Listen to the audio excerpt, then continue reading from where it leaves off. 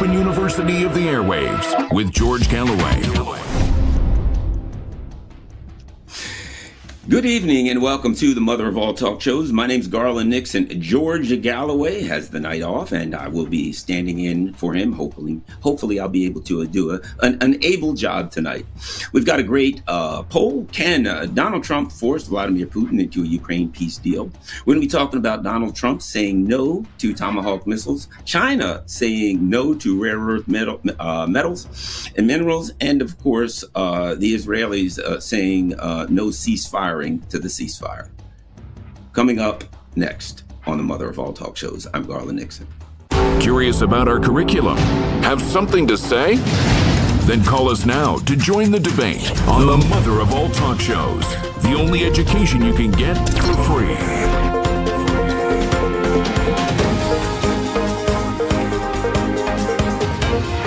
George Galloway. The mother of all talk shows with George Galloway. The world is our classroom, and you're welcome to sit in and join the seminar. Hello, once again, I'm Garland Nixon standing in for the great George Galloway, and you are a big part of the show. The phone numbers, US 1-8+1-844-944-3344. In the UK, it's 08081-965522. And of course, the worldwide number is 0044-203-966-2625. The poll today, can Donald Trump force Putin into a Ukraine peace deal? We've got Telegram so far. We've got 6 yeses and 94 no's in Telegram. X, we've got 18 yeses and 82 no's. We have YouTube comments. We got 9 yeses and 91 no's. And Patreon, our great Patreon friends and donors, 0 yeses and 100 no's. I think the Patreon people are onto something here from my perspective. Let's get going. Prince Andrew. You know, this guy's got it rough. Apparently, there is a book coming out called Nobody's Girl, written by the prominent accuser of sex offender Jeffrey Epstein. It's due to be published next week, and it's about 6 months after Miss Giuffre took her own life. Allegedly, ostensibly took her own life. There are those of us who are very, very suspect about a woman who said, I'm not going to take my own life, taking her own life. But that seems to be something that happens quite frequently in the area of the intelligence community. But let us continue. So apparently she has made some pretty clear accusations of sexual abuse. And one of the things I think that's important here is this particular sentence that apparently is coming from her book. Several of us had been molested or raped as children, talking about the girls that were abused in the Epstein intelligence operation. It was an intelligence operation. It wasn't a bad guy. It wasn't a bad individual. It was an intelligence operation. It was a corrupt and evil system. Several of us had been molested or raped as children. Many of us were poor or even homeless. We were girls who no one cared about, and Epstein pretended to care. And Epstein and his backers pretended to care. Epstein and his supporters, Epstein and his funders pretended to care. And what we see once again is a system that preys on the poor, that preys on the weak, that preaches to us about human rights and standing up for the impoverished and the minorities and the LGBTQ community and all of these and acronyms they have to make up that we never even heard of. You know, in fact, a year ago, I found out that I was a BIPOC. And I'm like, well, I don't like the sound of that. No, Garland, it's a Black or indigenous person of color. And I'm like, I still don't like the sound of that. How about we go with Garland? Whatever the case may be, these people now are being exposed. And is there any justice here? Prince Andrew spent 10 million pounds sprucing up his royal lodge in Windsor, but he is going to forego his official titles. Boy, that is rough, huh? Give me $10 million. You can give me some official titles, so I'll get rid of them for $10 million. That's how bad it is. This illusion that somehow there's going to be justice for those who have been abused, when in fact we can't get the names, or rather, the names were on Pam Bondi's desk, and now the names don't exist anymore. So we can't get the names because they once existed, but apparently the Epstein list no longer exists. And we've been told that we're not even asking for the Epstein list because we said we'd like to see the Epstein list. And what we're told is, well, we may release the Epstein files. Have you noticed that? They changed it to files. We didn't ask for files. We asked for the names. And I don't think we're going to get the names. And it's not that the names are in Congress. That they're not in the House, they're not in the Senate, maybe not even the White House. The names are the people who own the people in the House and the Senate and in the White House more so than anything else. So we will cross our fingers. We'll hope for the best. We will continue to do what we're told not to do, which is our own research. How about that? Don't do your own research. Remember that during COVID? Well, we're going to continue to do our own research, and our own research shows that there's something rotten in Denver, that it's kind of hard to believe that somebody gets shot in the neck with a 30-06 and the bullet lodges below their skin like it was a BB. And of course, that Epstein killed himself, Virginia Giuffre killed himself. I ain't planning on committing suicide, so I'm looking around. Hopefully I'll make it through this show. And you will too. All right, here's another big one, of course, as you know, about the ceasefire that never ceased.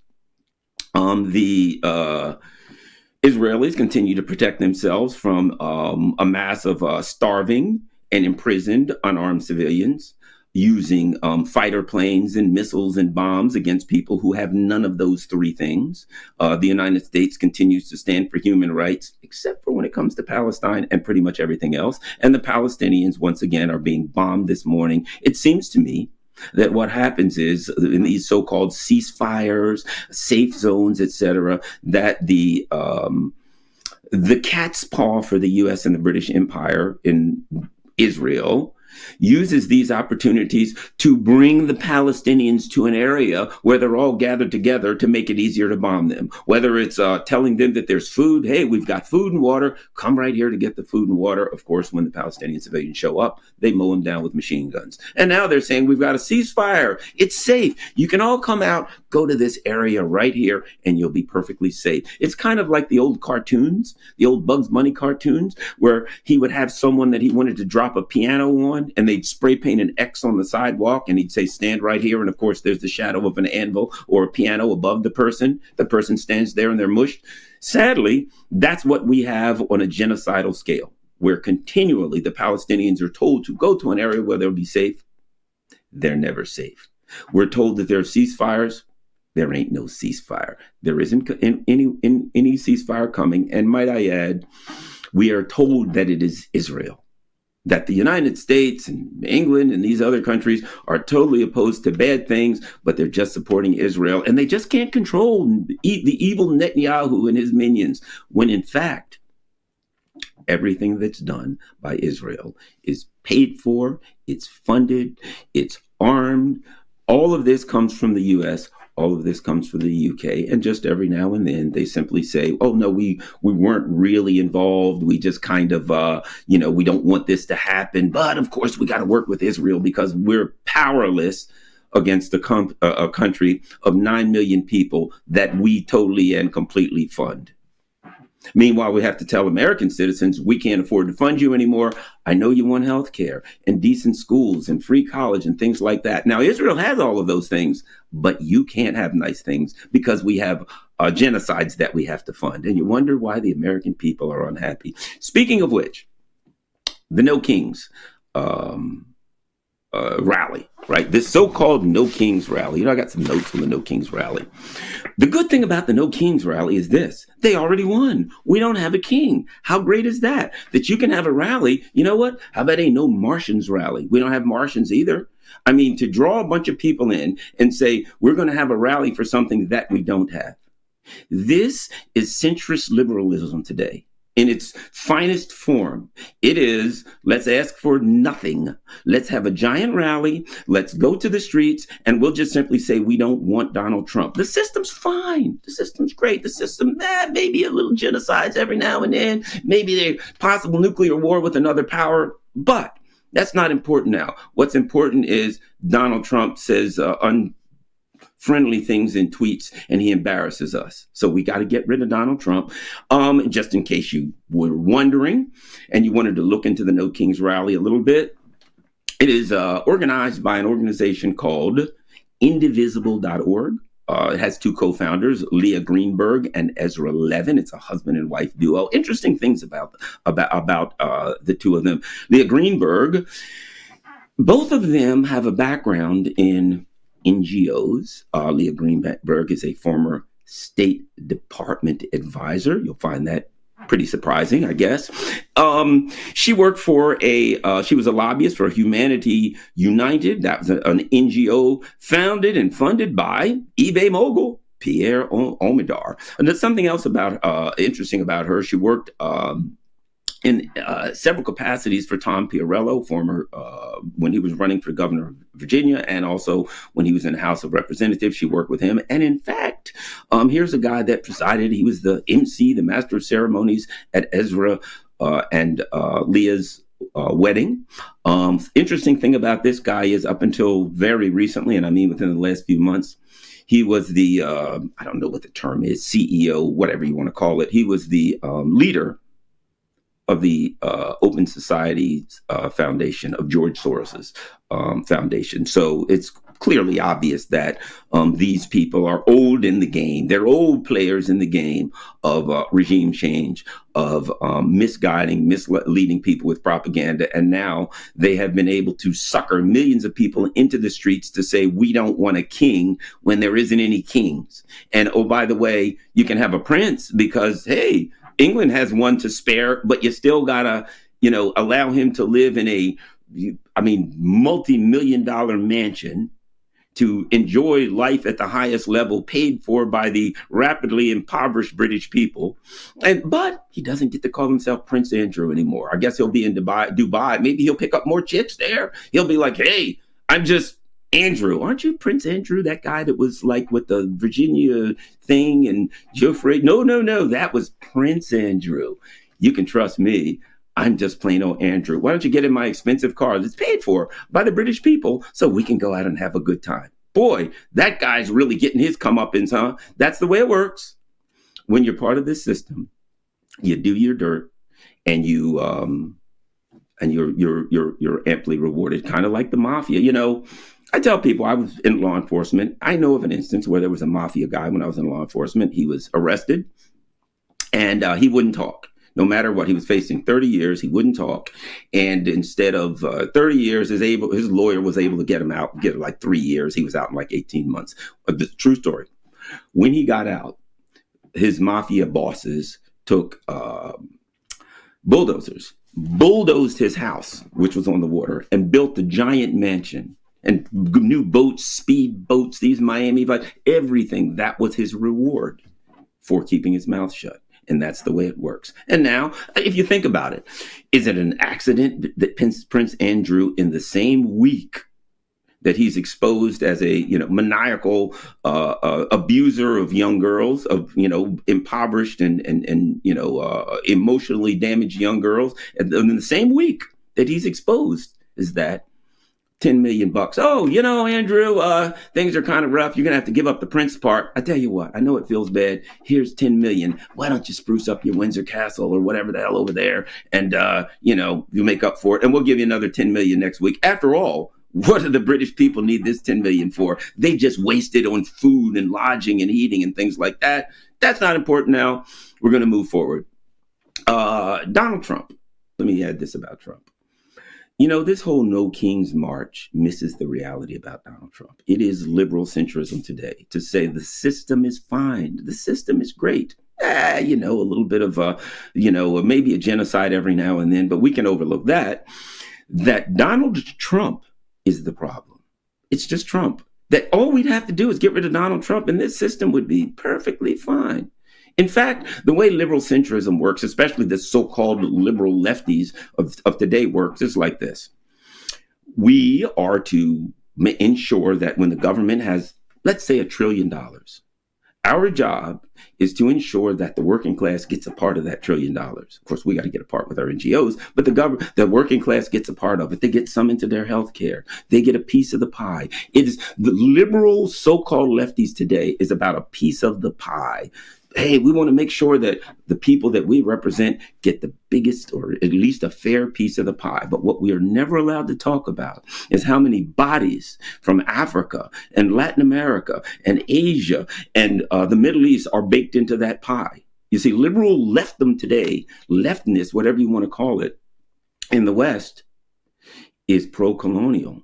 It's pro-imperial. It's pro-regime change war. So we can just ignore that Maria Corina Machado from Venezuela just got the Nobel War Prize. And as she is literally calling for a regime change war attack on her country, that's not important right now. It's that Donald Trump is tweeting bad things. We can kind of ignore that Donald Trump right now and the U.S. empire is sending warships towards Venezuela to threaten the Venezuelan people, because Maduro is a dictator. But there is one contradiction. I got to throw a contradiction for the Maduro dictator part of this.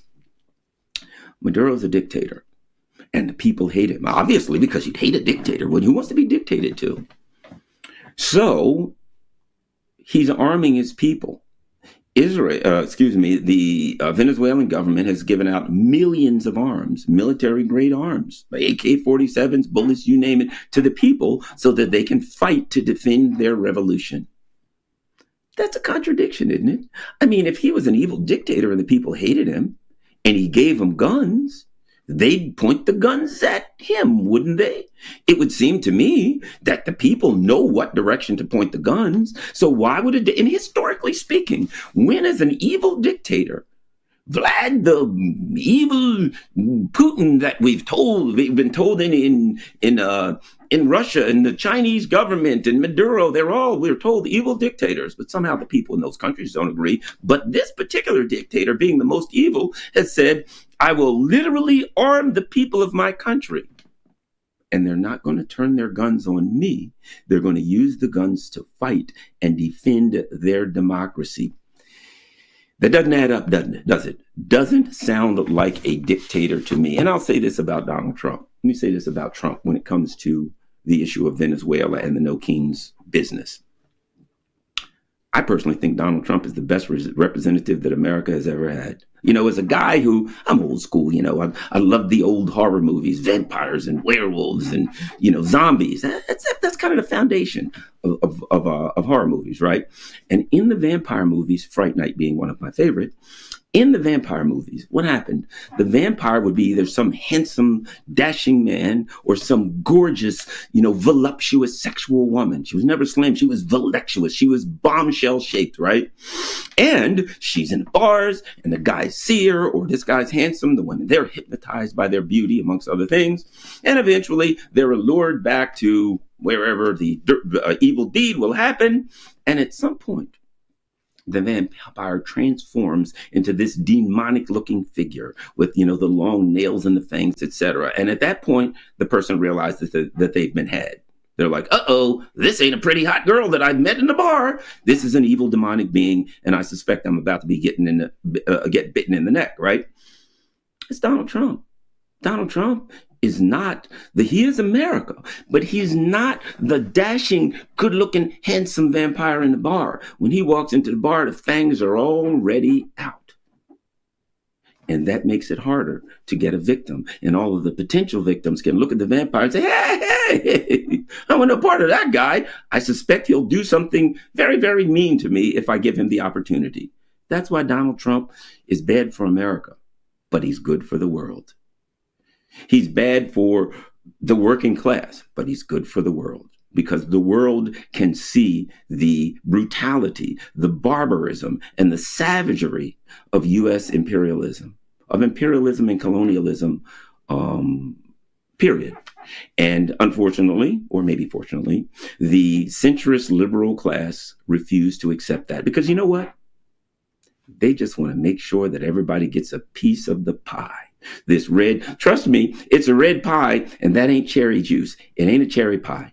That's the blood of the people of Africa. And right now, it's the blood of the Palestinians, and it's the blood of the Asians. And you know what? There are a lot of people in this country that are not, in this world, that are not willing to give their blood anymore. So, I think to some extent we could thank Donald Trump and say, Donald Trump, You are the representation of America that we've been waiting for 250 years. A lot of us internally know it's there, but there were other people that watched a Hollywood movie and they thought, hey, you know what? I think that when I turn 25 in America, I will be issued a Ferrari and a beautiful supermodel. That ain't the way it happens. That's not the way it happens. Well, thank you, everybody. We've got a lot going on today. We have our great poll. Can Trump force Putin into a Ukraine peace deal? Force Putin into a Ukraine peace deal. He can't even force the government into a deal to stay open here in the United States. And don't forget the phone numbers. That's in the U.S. +1 844-944-3344. In the UK, it's 08081 965522. And worldwide, it's 0044 203 966 2625. You're watching Mother of All Talk Shows with Garland Nixon. George has the night off. He'll be back on Wednesday, and we're coming back with your calls.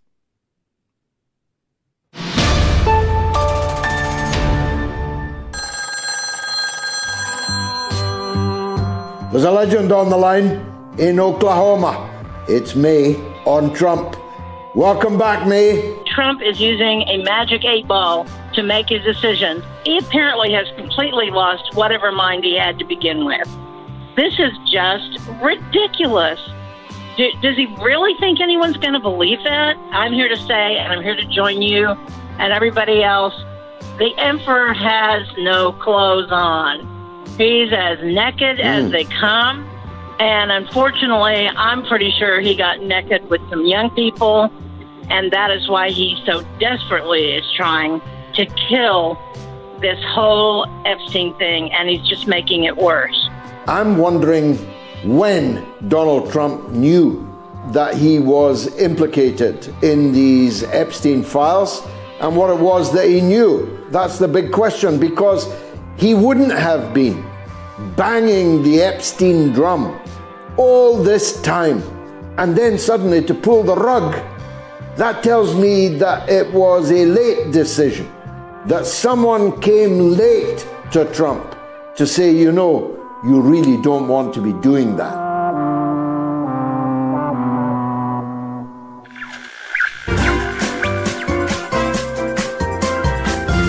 You are listening to the Mother of All Talk Shows with George Galloway.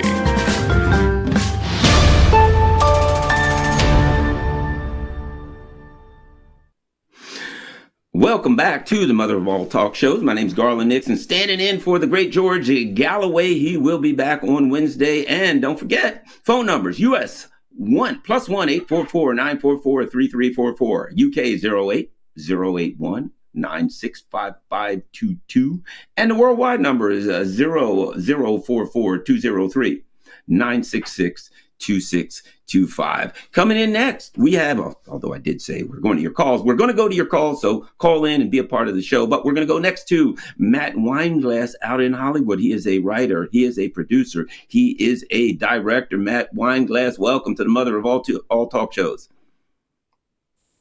Thank you. Thank you for having me today, Garland. Good to be here.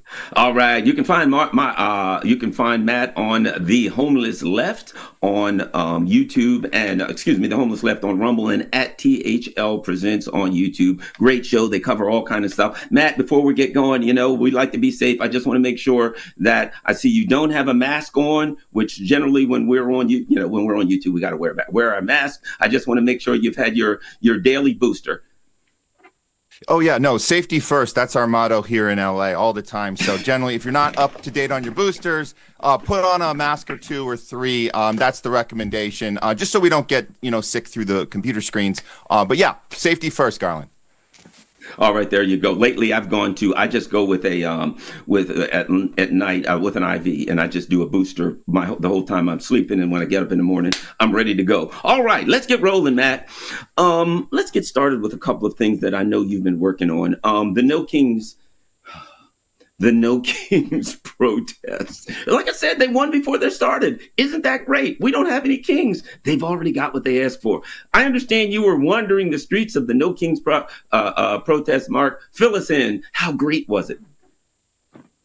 Yeah, no, we had to go check it out here in LA. It was one of the places they said, "Come on out. This is a chance to save democracy again." And I got to say, look, there's a lot of good intentioned people that come out, especially the older crowd. They're very they mean well, a lot of emotion. But if you go up to any of them, which we do, we talk to them and we ask them, why are you here? And it's, stop Trump. Hitler Trump, Emperor Trump, we have to dethrone him. And you say, well, what's the plan?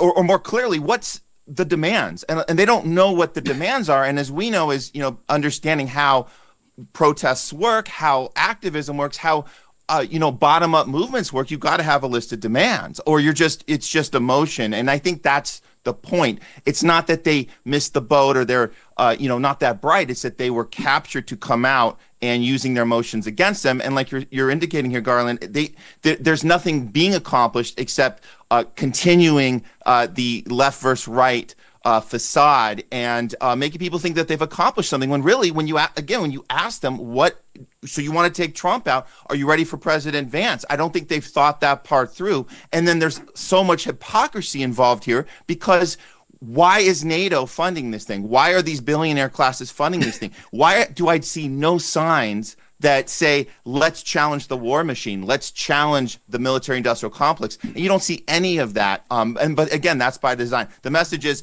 Trump, evil orange man, stop him. And there's no other thought beyond that. And that's a sad thing, because, like I said, these people, they do mean well, but they're just a little, scattered. That's the best I could say. And, that has been, to me, that is the regime change system. That's the color revolution system. And that is, you go to a country where the people are, legitimately unhappy. As an example, Venezuela. Well, you sanction away 99% of their oil income. And you say to the people, boy, you sure are suffering in Venezuela. It sure is rough. Wouldn't you like things to change? You should go out to the street. In fact, here's some signs. And those signs just happen to have like U.S. flags, UK flags. Go out there and stand up against Maduro, or whatever the case may be. So to me, this is standard regime change. It is bring the people together, give them the illusion that they're standing up for something, and they mean well, and they feel good. But in the end, they have really accomplished nothing. And I suspect this will turn into, now we've all been doing that. Now it's time to vote for the same super pro-Zionist AIPAC puppet Democrats. It's going to turn into a get out the vote game where they can go, everybody that was there, of course they've Palantir is, looking at their phones to find out who's there and where they're going. No, and that's not a joke. And then on they go to marshal these people to some other evil deed to which they have no idea they're being marshaled.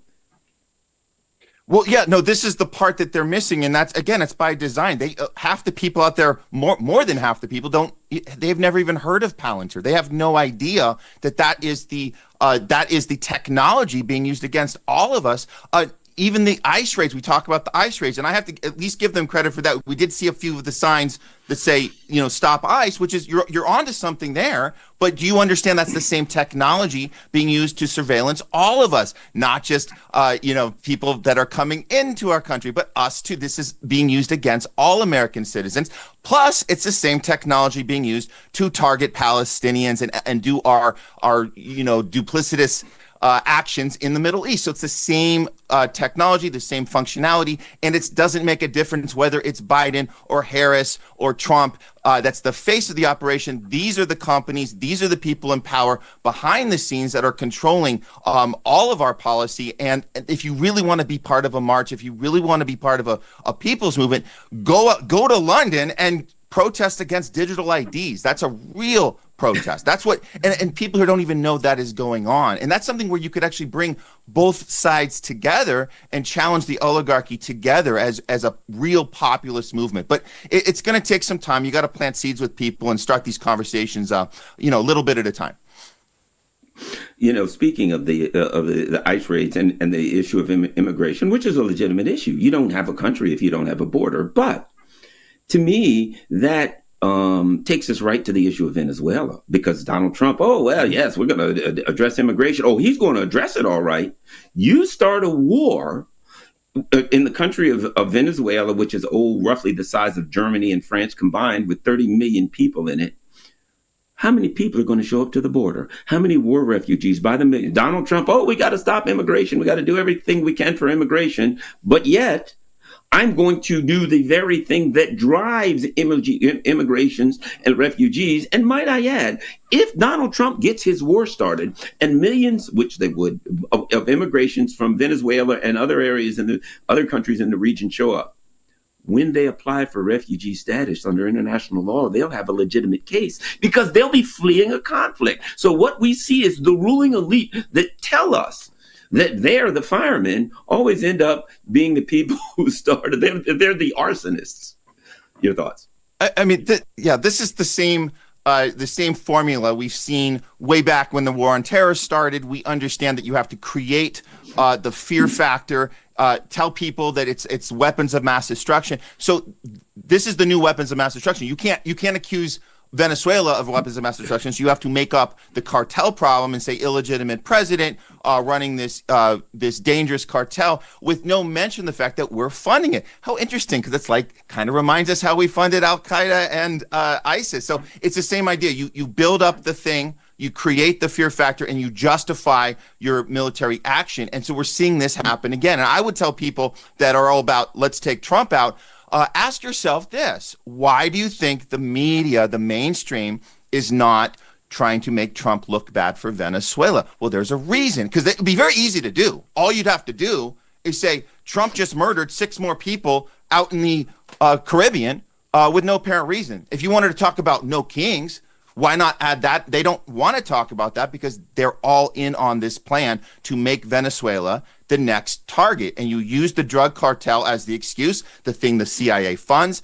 It's all so. This is a pattern, and so we can try telling people this, and they don't really know what to say back. Like, why won't CNN be covering this? Because they're in on it too. Protect the military-industrial complex, protect American imperialism. And as you're talking about, Garland, it makes so much sense. We are creating the border crisis on purpose, and this keeps things very unstable on the home front, and it keeps people divided, confused, and afraid. The system works very well. I mean, this. So I'll add this. We like to say things like this system's broken, it doesn't work. Well, no, it actually is working just as intended for the oligarchy, for the people in power, keeping us confused, separated, and scared. It's actually working precision-wise. It's actually working very well. And Venezuela is the next target, and there's going to be enough people that believe this and say, let's get them, let's take out Maduro. You know, as the Zionists continue the savage murder of innocent civilians in Gaza, and now, of course, they're bombing Lebanon, they're bombing anywhere there's innocent civilians. They seem to be happy to drop their bombs to kill the innocents. But additionally, something I'd like to ask you about, since you're in ground zero of the media up in Hollywood. Benjamin Netanyahu mentions an eighth front. An eighth front. You got 7 wars. That's 7 too many, but he has an eighth front, which is the United States, which is the brains of the West. And now Larry Ellison's TikTok, CBS News, Barry Weiss is up to her evil deeds. Your thought about what's happening with this attempted media takeover, or maybe even successful media takeover by the rabid Zionists? They've been fairly successful at this, Garland, and it's been a step process. And like you said, Netanyahu calls this the eighth front for him, and he's very vocal about it. He talks about we got TikTok, we're working on Twitter, we just got to nudge Elon, but we've seen what happened with TikTok. We've seen that there's people that no longer they've had their entire thing is gone. Their channels have been taken down. They can't share things anymore, and we're talking about sharing things. What is the stuff that they're trying to get rid of? Anybody challenging Israel. So you talk about the Hollywood machine of the way you get people really captured is in storytelling. So what happens here in Hollywood is that you have these studios that have already been captured by the Israeli lobby. These films, they're not just greenlit and approved by the CIA, by the Mossad. They actually partake in the scripts, in the what are we trying to say in this film? Top Gun is a very good example of that. Top Gun Maverick, that was a CIA film to manufacture consent for the bombing of Iran. So we saw that just in the chronological order of that happening. This is so they use Hollywood as a tool to do the storytelling, and that manufactures consent. So what we're seeing right now with Larry Ellison buying up all of these studios, I mean, we're talking about Paramount, CNN, MTV. He's got a hand in all of them, and just looking what he's doing on Paramount TV right now. We have these projects being presented that are all about giving people the wrong impression about what happened on October 7th. I mean, how are they able to hold on to this narrative and confuse so many people? It's telling these type of stories, these heroic stories of stopping Hamas and the brave Israelis that stood up that day. So this is the type of stories that are getting greenlit. You're not going to see the other side being told, and if you do see them, those filmmakers are punished. Those filmmakers are hunted down. Those filmmakers are not given the platform and the space to be vocal and to be treated in an honest way. So this war has been going on for so many years here in Hollywood, and again, the reason they're doubling down now is because the narrative is harder for them to hold on to. So they have to go even further with capturing these studios right now. But the good news is, and I'll say this, there are artists right now speaking up more than we've ever seen before. We had this petition that went around. There's at least 1,400 actors and crew members that have signed this that are basically saying we are boycotting being part of any Hollywood production, any studio that is in affiliation that is working with any Israeli-backed company. So that's any part of the filmmaking process, whether it's editing or distribution, any sort of company that's involved with Israel. They said we are not going to be partaking in that, and that's a good thing. So this battle is getting harder, but again, the good news is more people are being vocal than we've ever seen before in the industry. Well, the bad news, I think they found a way around that. They've got this AI actress now, Tilly something or other. What's the name of the AI Tilly actress? Norwood. Yeah. Tilly Norwood, yeah. Literally an AI creation that they are booking for movies. So, you know what? I got a funny feeling Tilly Norwood ain't going to be pushing back against Zionism. Before we go, something that you have been working on, and I want to get the latest update on the clearly we had a lone wolf, trans activist, quick change artist with a very weak and slow 30-06 round that performed all kind of magical feats. What is the latest update on the charliekirk assassination? This one we've been following very closely the entire way, and it seems like all of the questions we've been asking have been the right questions, and it's nice to see that. It's nice to see that it's not just Candace Owen doing the good investigation. We have Max Blumenthal's doing some great work, James Lee. We have people coming from all sides that are saying this FBI that the MAGAs were so excited about, they are captured. How do we know this? Well, we had a firsthand look at it with the Epstein files that magically disappeared. So you can see how kashpatel is running the same blueprint of we looked into it, nothing to see here. So as far as charliekirk goes, yes, the last thing that we're hearing from kashpatel, as the sweat's going down his forehead and he's looking like a deer in headlights, he's telling us that the public will no longer be part of this process. We will be giving all the evidence in a closed room, looking forward to this jury selection, and everything's going to be hush hush. Don't worry, we are looking at everything. But in the meantime, stop it with your conspiracy theories. And that's the messaging. This is how you bully the people that are asking the questions. We have a whole list of evidence that is not being looked at, just a ton of it. We're talking about a paper trail of timestamps that don't line up with Tyler-Robinson. We're talking about, you and I, we've talked about this text message problem that just came out of nowhere and doesn't make any sense. There's no follow-up on that. We got so many, there's camera footage that was confiscated. No sign of that. We got a crew that was called in to clean up the crime scene within the first 24 hours. Nothing there. So it's very clear that kashpatel is part of this mechanism, that their job is to hide what really happened, shame people who are trying to look into it, and then just move on. And I think that this is a formula that people want to break right now. So.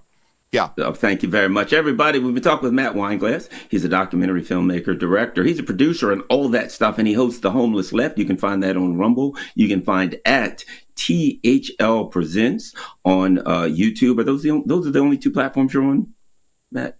Yes, those YouTube are the two and, main ones. You can also find us on Twitter. You can find me, Matt Weinglass, on Twitter as well. Yes. All right. Keep up the great work. Matt does a lot of great work. And don't forget, if you haven't had your booster today, then that means you got to get 2 tomorrow because they're safe and effective. All right. Thanks a lot, everybody. You're watching the Mother of All Talk Shows with me, Garland Nixon. George has the night off. We'll be back on Wednesday. We're coming back with your calls. We're going to start with George. He talks about Cyprus. Let's talk.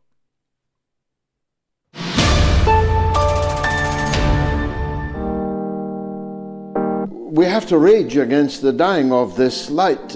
Many of you, I know you're saying it already, there was never much light, that England was not the green and pleasant land you are making it out to be, and we never were free, and we never were a democratic country, and so on. Of course, I hear and recognize all of these points of view. But I grew up in what turned out to be a brief moment of social democracy in this country.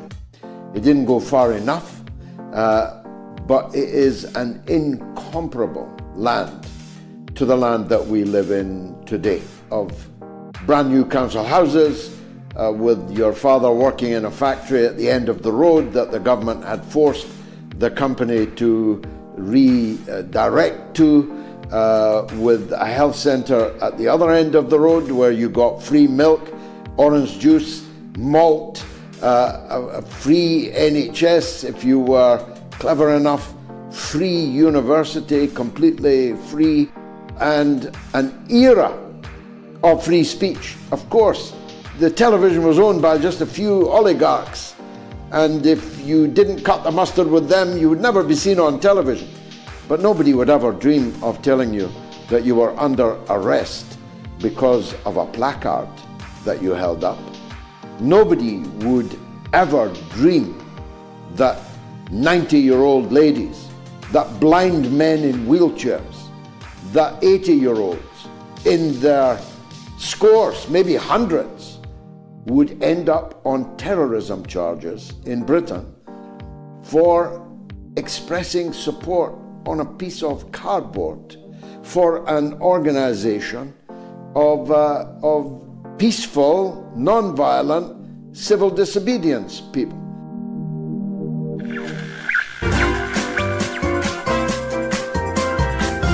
You are listening to the Mother of All Talk Shows with George Galloway.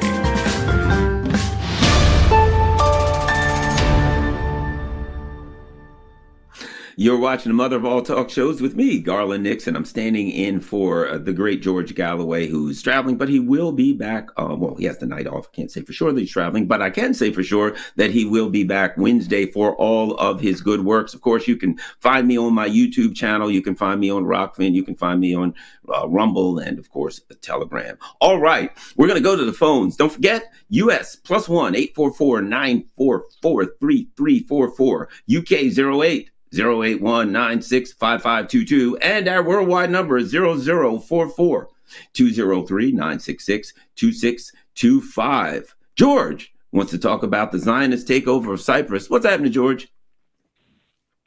Hi, Garland. How you doing? Great fan. Thank you very much, George. You're welcome. I'm ringing in response to a remark George made on a Sunday MOATS program several weeks ago. It was about the time that Iran was bombing the SHIT out of Tel Aviv, and the Israelis were fleeing in their thousands. There was so much demand for flights that a lot of them fled by sea, but it was like a reverse flotilla, if you like. And the first port of call, obviously, is Cyprus. And half in jest, George made the comment that if we're not careful, and as we, the Cypriots, if we're not careful, they'll make some claims that heritage in Cyprus and take over. There is some truth in that, because, and it's not new, this has been happening before October 2023. We've had, amongst the Israelis, a number of other nationalities who've been purchasing land here. And that was land purchase, that was the first in, the Jews returning to the Holy Land was by land. And they've been buying property here and building gated communities, little ghettos complete with schools and synagogues and so on. But that's not really the problem, because they're keeping very much themselves to themselves because they're scared shitless of exposing themselves to abuse, which they often are. The problem is the influence that they're having on our government. I'll give you some examples. Recently, there was a report by Dimitri Laskarizar. I think you're probably aware of him. He's a Greek-Canadian lawyer by trade, but he's an activist and geopolitical commentator. And he's a frequent visitor to Cyprus, reporting on the activities at the RAF Akrotiri base, the involvement in the bombing of Gaza, and reporting basically on the build-up of or the presence of Israelis here in Cyprus. And I've got a couple more callers, so I'd like to, if you could possibly, wrap up. Okay. Well, basically, something happened to him, to Dmitry, very similar to what happened to George when he was stopped going in. And that was that in Cyprus? Way out, he was detained at the airport. He missed his flight to Athens, and they questioned him because he was one of the reports he was doing. He was actually filming the street in Larnaca where one of these communities, the gated.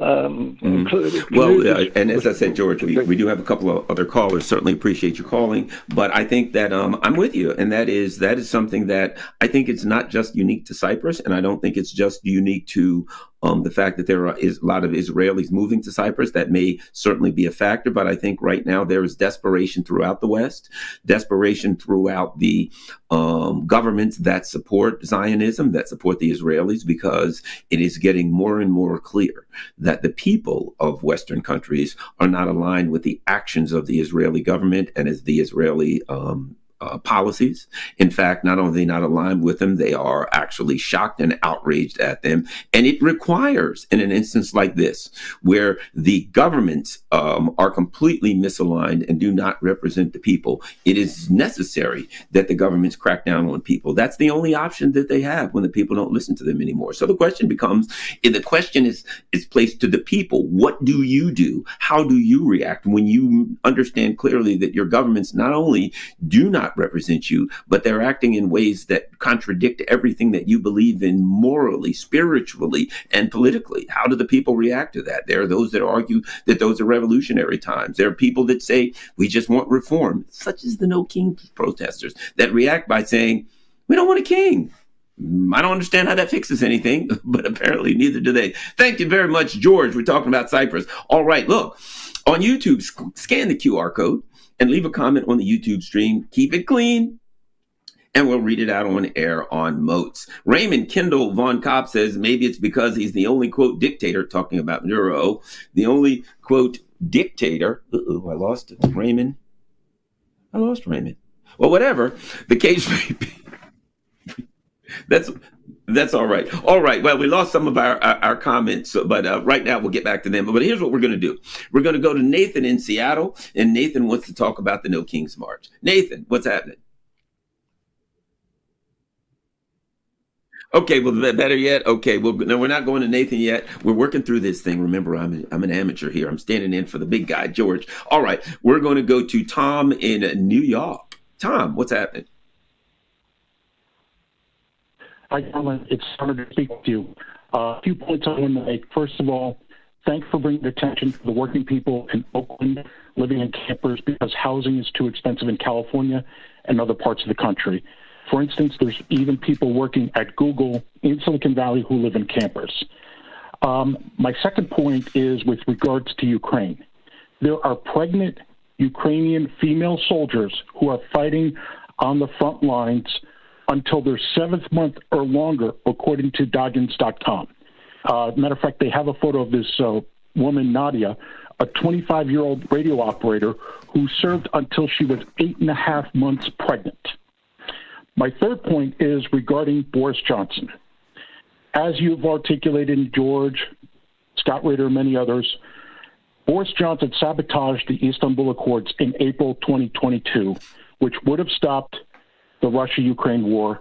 There would be at least 1 million more people alive. There's about 1.7 million missing or dead in Ukraine, at least 100,000 dead Russian soldiers, plus all the civilians. Now, there are reports in The Guardian that he received 1 million British pounds from Christopher Harborne. How can we hold Boris Johnson and others accountable? Hopefully, George will be reelected to Parliament, or hopefully, God willing, Prime Minister, because he needs to be held accountable just as Tony Blair was held accountable. I remember Sir General Michael Rose called out former Prime Minister Tony Blair. And I think the same needs to be happening with Boris Johnson. Some type of sanction, some type of shame, even, God willing, some type of jail time needs to happen for Boris Johnson because many more people would be alive. And it even gets worse for all the people in Ukraine, as well as, for instance, Senator Lindsey Graham. He talks about all the trillions of dollars in minerals. Well, guess what? The Russians occupied that now. So Lindsey Graham should also be angry with Boris Johnson because if the war had stopped, there'd be trillions more of minerals for Ukraine to develop and sustain itself. And we wouldn't have the refugee problem that we have not only in Europe, but also in the United States. God rest the soul of Irina Zaretuk, who was recently stabbed to death in Charlotte, North Carolina. So got a lot of motion on this issue, and I hope this accountability. Tom, if I may add something to you, and I'll let you respond to this, on the Boris Johnson issue of corruption. Every rock you turn over in Ukraine there will be corruption under it. You know, we go to the Hunter Biden. Hunter Biden was on the board of Burisma, but Cofer Black, former CIA director of counterterrorism, was also on that board. Amos Hochstein, who right now is in Israel doing everything he can to help the Israelis steal all of the oil and gas that's right off of the coast of Gaza. But it is not about oil and gas. Yes, it is. But Amos Hochstein, he was in the Obama administration after the U.S. overthrew the government of Ukraine in 2014. Amos Hochstein resigned his position and then joined Naftogaz, the official state gas company of Ukraine. He left there and went over there and filled his filthy pockets.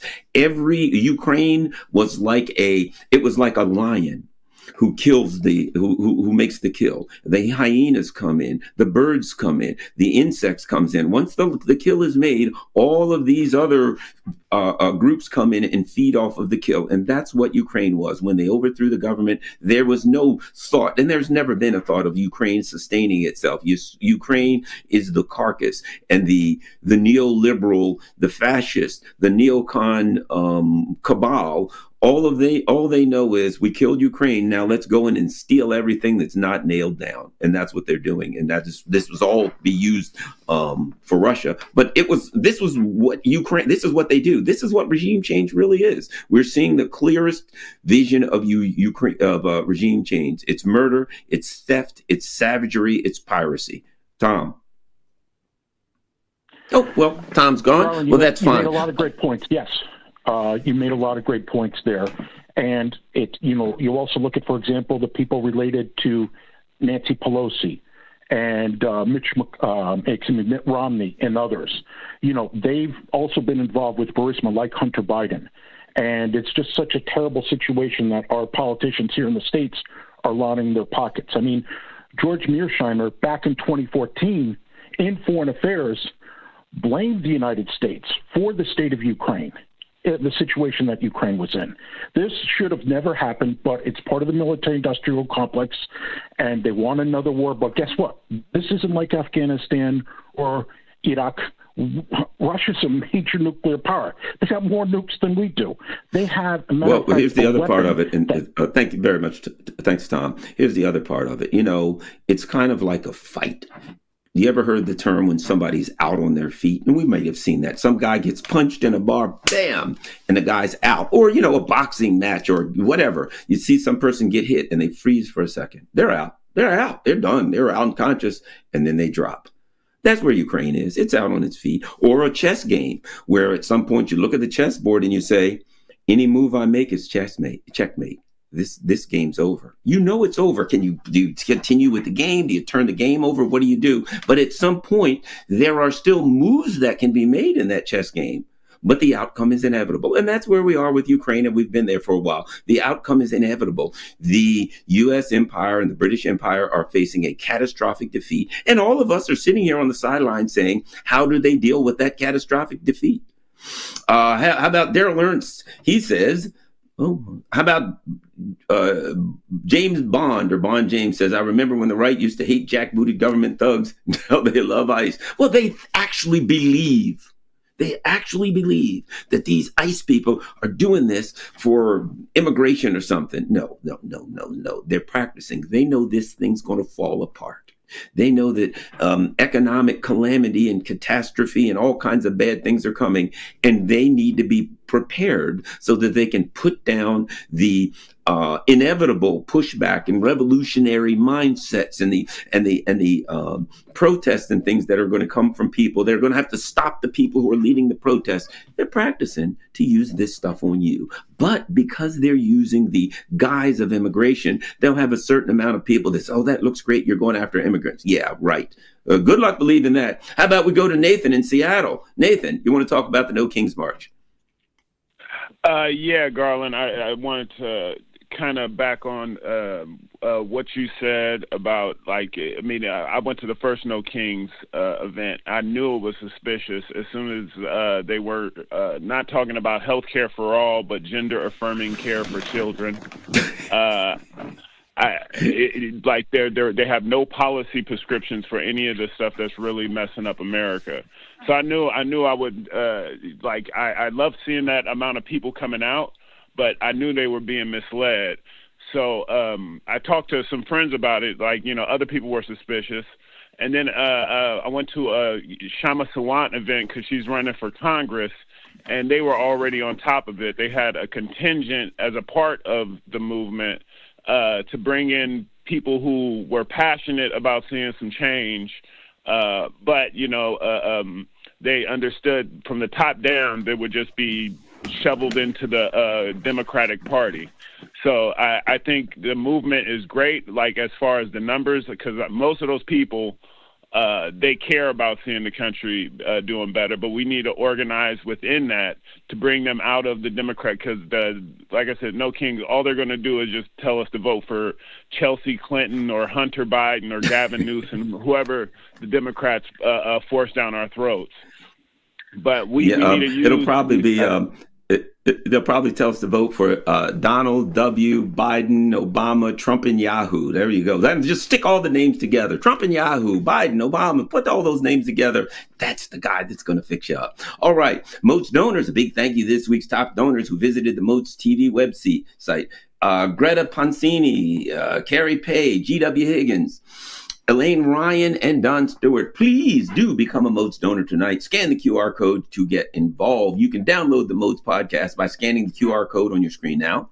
And you can listen to the weekly podcast via the MOATS.tv website. Once you've listened, please don't forget to leave a review and rate it too. It helps us grow the podcast and more people know about it. This week, we're in the top 10 in Gambia, Greece, top 20 in Egypt, South Africa, and the UAE for politics. How about we talk to Anthony in Detroit? Who wants to talk about Trump's failure? Anthony in Detroit. Oh, yeah. Hey, Garland. Great to talk to you. I think Trump's failure is abound. I mean, I have to answer the poll. No, he can't force Putin into a deal. And this Gaza thing, it's already falling apart, and soon everyone's going to realize it. And, Venezuela, he's basically admitting to killing fishermen for show. And I don't know. I don't see success in the domestic front with the shutdown and all the layoffs and the federal people being laid off. So I think the job market's bad. The only area he's succeeding is the immigration raids. What do you think?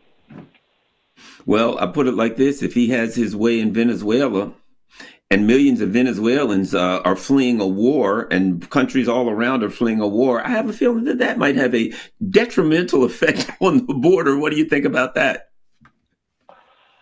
Yeah, well, I mean, he's going to have a lot of boats it'll be whack-a-mole if he gets into that. Yeah, that's bad news. So let's hope it doesn't happen. Venezuela, that's very dangerous.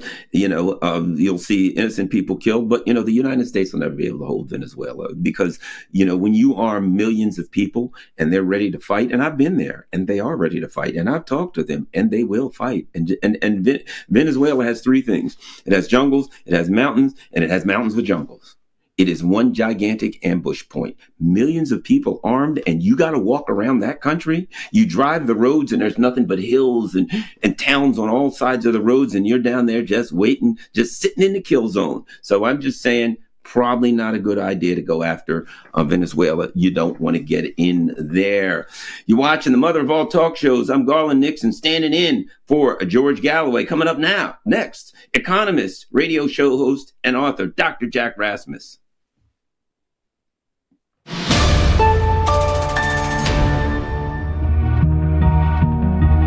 On the line is a legend. It's May in Oklahoma. On you go, May. I know that when you started out in life, you probably were an outcast. And because of that, you love you love the outcast and you love the downtrodden. When I first started listening to you, you actually said you were embarrassed to have to ask for money. And I told you at that time that you didn't need to be because you are worth your salt. Now you have MOATS TV, and I hope you have no shame asking for money to support, because I believe you're finally coming into your own and understanding how very, very important you are to many, many people all over the world, millions, I'm sure. And you also ask not only for their support, for their understanding, and you help motivate us to take action. I know you motivate me. And now you're being recognized all over the world. And I want you to remember, on those days when you just feel like you don't know how you can do it anymore, because we all feel that way. We see the pictures, we see the videos, we hear the news reports. We Americans hear about shootings, and we all just despair sometimes. But I want you on those days to remember, number one, how far you've come from your beginnings. And number two, how far you brought other people along with you. Because you are bringing other people along with you. And that's the most important thing, May. I have to stop you. You're going to make me cry. But the most important thing is the people I'm bringing with me.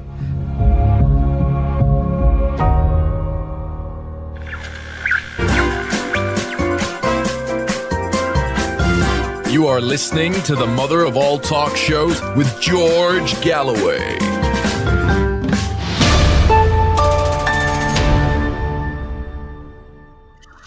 I am back. You're watching the mother of all talk shows with me, Garland Nixon, standing in for the great George Galloway, who's off today, but will be back on a Wednesday. We have with us now Dr. Jack Rasmus. He is an author, he's a radio talk show host, and he's an economist and an all-around brilliant guy. Dr. Jack Rasmus, welcome to the mother of all talk shows. Glad to join you. Wonderful, wonderful, Dr. Jack. One of his books, one of my particular favorite, is called, and maybe it's just the name, The Scourge of Neoliberalism. What a great name. All right, Dr. Jack, let's get going. Recently you've been talking about three bubbles in the U.S. economy. Let's talk about those bubbles. What are they, and how dangerous is it? Yeah, well, obviously, the bubble that everyone's aware of is what's going on in the stock market. If you look at the three major U.S. stock markets, the Dow, the NASDAQ, S&P 500, what you've got is prices going, the numbers here, 13%, 10%, 12% just in the first 9 months of this year, following about 25% last year. The 25-30% and all these. So you got in the last 18 months or so, you got the stock markets in the U.S. Up like 40% in that shorter period. That's obviously a bubble. The question is what's driving it. We'll talk about that in a minute. The other bubble is the crypto bubble, right? Bitcoin and others are up even more over the past 18 months and this year. And then, of course, in addition to that, you've got gold going through the roof, gold prices going through the roof. So you got a gold bubble going up just this year. 9 months of this year, it's gold prices are up 57%. So, and that's after 30% last year. So gold price is almost doubling. Now you got to understand all these bubbles are linked. They're not separately driven by different factors. They're all financial asset markets. And when you have certain conditions in the U.S. and global economy, investors start moving their money into these financial asset markets, not only because the big profits are there, but because it's kind of a safety zone. If you put your money in financial assets, you can get it out pretty quick.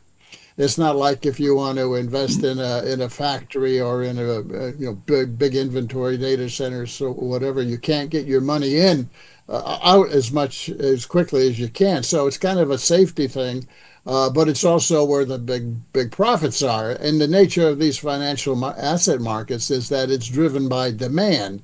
Supply is not much of a factor in this. You can create stocks and you can create cryptos. Well, cryptos, they control the supply, but all these assets are demand driven, and if you have increased demand in these asset markets, the price goes up of gold, of cryptos, of stocks, right? And it sucks in even more demand because you got speculators trying to make paper super profits from demand. So demand feeds demand feeds demand, and it goes up and up.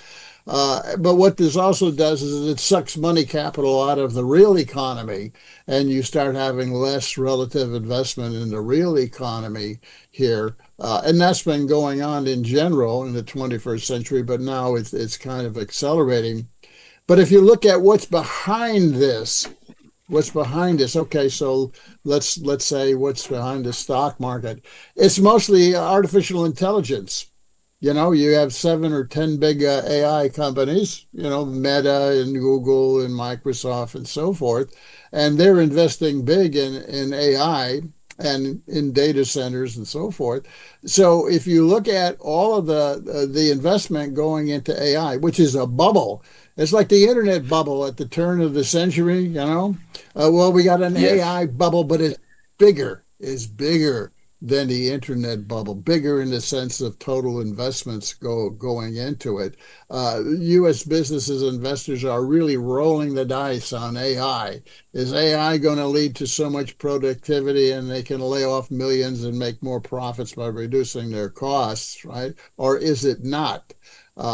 The seven or 10, well, the big 7 we know about, Meta and all those, big 7, NVIDIA, etc. And then if you throw in Tesla and a few others, Google, Alphabet, C stocks, well, then you get the top 10. Well, they're responsible for over half of all the AI investment, those 7 or 10 companies. So all this run up in the stock markets, we're talking about 40, 50% over the last 18 months, is driven by 7 or 8 companies. That's it. And that's driven by AI. If you remove the investment in AI over the last 6 months, the U.S. economy GDP would be flat. There would be no growth whatsoever, because the only thing really driving it is business investment in AI in those 7 companies. So all this stock appreciation is AI driven, 7 or 8 companies driven. And if you took that away, there'd be no growth in the U.S. economy, the real economy. It would be flat. And that's even given the fact that you've got business investment in AI, data centers, and so forth. I think it's going to go bust. Because the problem with AI is that it won't be able to really penetrate the rest of the business sector very well or very quickly. You got a lot of big investment now by these big 7 or 8 companies, and they're really rolling the dice on this. And yeah, they're building data centers and so forth. But for AI really to continue its growth path, it has to get adopted by the rest of the businesses and companies. And the problem is this, and why it won't very quickly, is that companies who aren't the big 7 don't realize that in order to implement AI, I'm not just talking about the toy ChatGPT, right? I'm not talking about that. I'm talking about AI in business sense. To really implement it, they've got to upgrade their data architecture. Big costs to update their data in order to be able to use AI. And they're running into a wall now. A lot of companies are beginning to realize that, it's going to cost us so much more. Where are we going to get the money? Well, we're going to have to borrow it. You're going to see corporate debt go up significantly now, because they all feel they got to play in AI. You see, the thing about AI, its real attractiveness to business is it allows them to get rid of labor and employment, right? That's the key. Raise productivity, reduce costs, raise profits. So it's really going to kill the labor market once it really gets going, because AI, the whole thing about artificial intelligence is to remove simple decision-making jobs in services, not just robots in manufacturing, in services. A lot of these low-level jobs, customer service reps, retail, services of all kinds, they're going away. Even Goldman Sachs a couple of years ago estimated it's going to result in 300 million lost jobs, AI, once it gets going.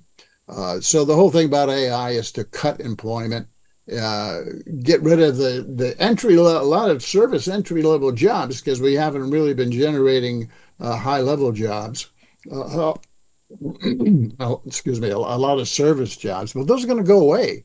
But the problem is, I don't think AI is going to penetrate the business sector at the rate they expect. And then you're going to see the big 7 say, well, we've gone as far as we can here. Let's slow down. And then if that's all the thing that's driving the economy, what's going to happen to the economy in the U.S.? That's let me ask you this. Behind the bubble. Let me ask you this.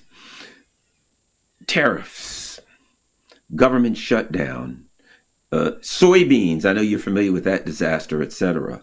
There are some very negative indicators for the U.S. empire. How does this trade war with China doesn't look good? China's not. I don't think they're coming back. I don't think they're going to buy soybeans. They can bail the soybean farmers out this year. They no point in planting soybeans in the fall. In the spring. China's not coming back for soybeans. You'll just have to eternally bail out the soybean farmers. But there's an entire infrastructure. There's trucks that move soybeans. There's factories that process soybeans. There's ships. The entire infrastructure to that farming area of employment goes. It seems to me that this trade war is moving towards disastrous effects, coupled with the government shutdown. Doesn't sound like a good winter is coming, Dr. Jack. Yeah, well, the trade war is morphing into an economic war. Right? You just mentioned the response to China not buying U.S. soybeans, right? They'll go to Brazil or other places. They probably already signed the contracts.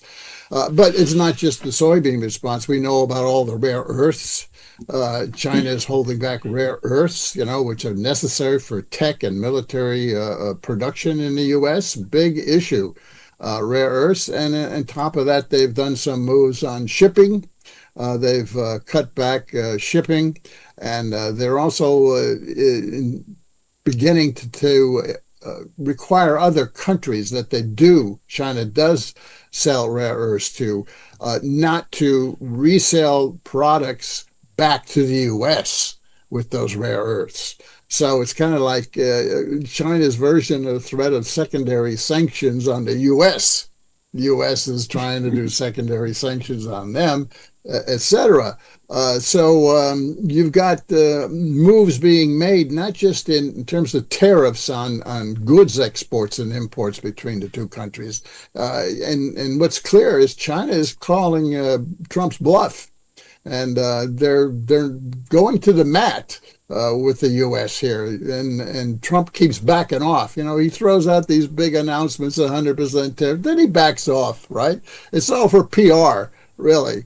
But when the rubber hits the road, there's all kind of exemptions to the tariffs and everything, and he's going very slow with China, in contrast to the other country, like Europe, 15% tariffs and increases, and Japan, the same thing. And so that's the low-hanging tariff fruit that Trump has been plucking. But China is, that's the meat in terms of the deficit. And the U.S. is still running $1 trillion a year trade goods deficit. $1 trillion. It was running almost $2 trillion, in the first quarter, but now it's still running $1 trillion. And the tariffs haven't had that much effect. But the tariffs are all about, in my opinion, is Trump raising revenues to offset the loss of government revenues, which comes from these massive tax cuts for the rich and investors.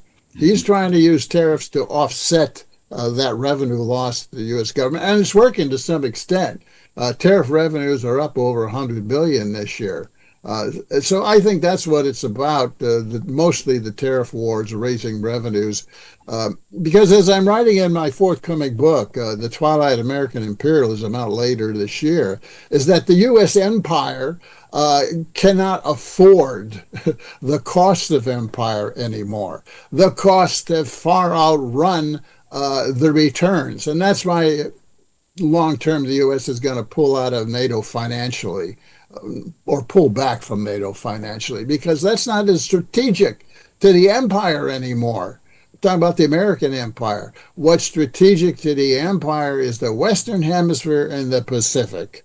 And that's given the fact they cannot afford the cost of empire the way they did 20 years ago globally. There's going to be a kind of consolidation going on. And I think we're on the cusp of that. Retreating back to the West, cleaning up the Western Hemisphere, because, all this stuff about Venezuela and Greenland and Panama, right? What is that all about?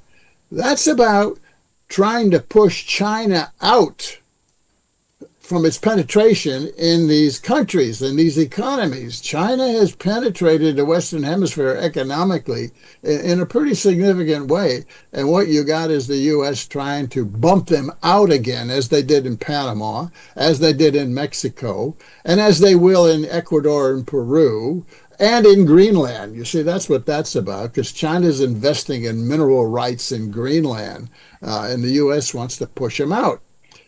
So you got to see this return to the Western Hemisphere focus, because they let it lapse, as part of this consolidation of the empire to the Western Hemisphere and the Pacific, which the U.S. considers this lake, right? And before we withdrawal.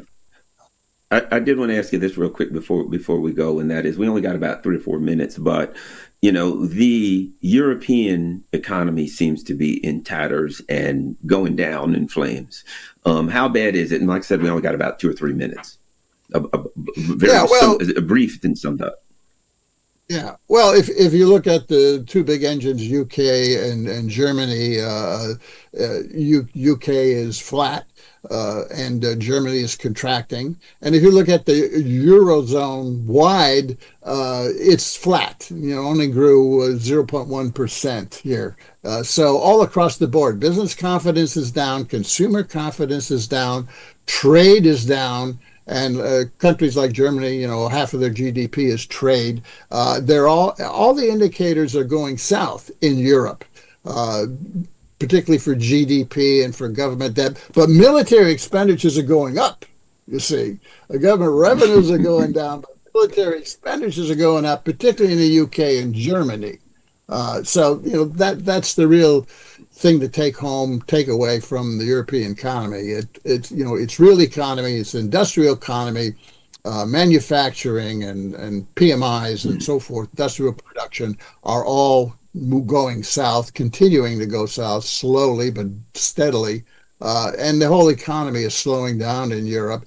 That's why I believe they need the war. You see, my analysis is they need the war in Ukraine to keep going in order to justify to their population that they got to do military spending, because their economy has been, in a crapper for at least a decade and a half. Europe cannot get its economy going. It stagnates or slips into a recession time and time again. And the only way I think these elites, at least at the Eurozone level, think that they can, jumpstart the economy is to do military spending. And to do that, they need the Ukraine war to continue to justify to its population that the Russians are coming, right? We got to militarize, particularly since the writing on the war is the U.S., Trump and so forth are going to pull back financially from NATO. That's why, it's not just they're crazy. There's a material reason why they are totally in support of the Ukraine war. Dr. Jack Rasmus is an economy radio show host and author of many books. Just go to jackrasmus.com to keep up with all his good works, find out what he's up to. Thanks a lot, Dr. Jack, and look forward to talking to you soon. You are listening to watching, in fact, the mother of all talk shows. I'm standing in for George Galloway, who's off today. My name's Garland Nixon. You can find me on YouTube and Rumble and Rockfin. We'll be right back with more.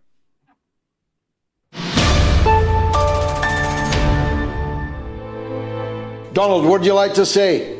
Well, hi, George. I hope I can keep myself relevant because of my blood pressure, which goes up when considering that they're insulting my intelligence, in particular in regards to the Gaza situation, to say it lightly. It is ridiculous how these things are characterized, particularly in the people's minds of who's right and who's wrong and who's on the best side of history, as terrorists. What is this? Is absolutely insult to the intelligence of anybody in the right thinking human being. It is. But we have to face something, Donald. You are an exception in Copenhagen. I never watch or listen to mainstream news or read it. But today, for some reason, I heard the global newsroom hourly news bulletin.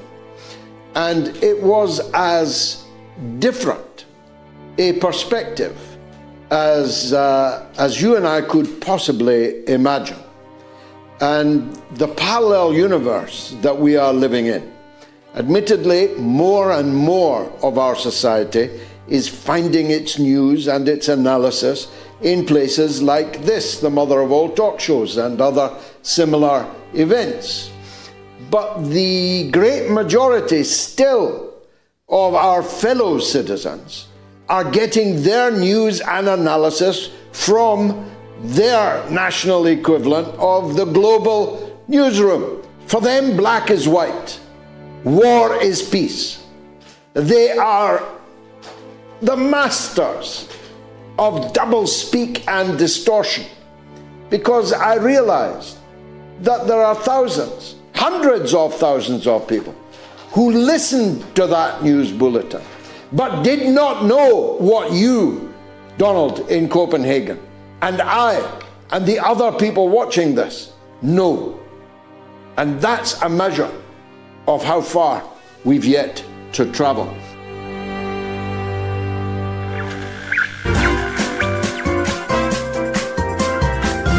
You are listening to the mother of all talk shows with George Galloway.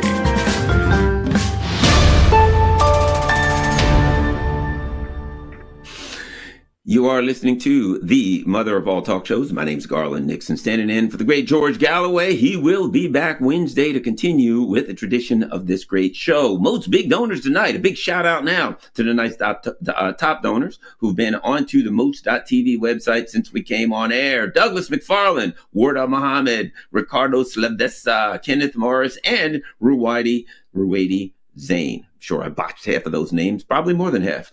Please check out our new MOATS.tv website or scan the QR code on the screen now to become a major MOATS donor tonight. Get your name up in lights. We got some comments. We're getting ready to go to Raymond. We got some comments. Oh, we're going to Terrence, but first we got some comments.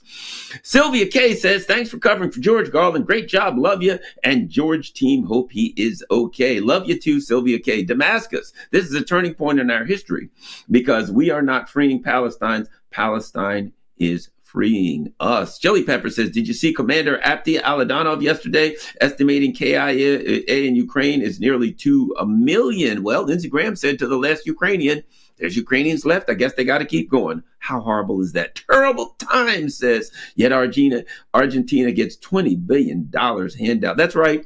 We don't have money for the American people. We don't have money for food. We don't have money for the homeless. We don't have money for homeless vets.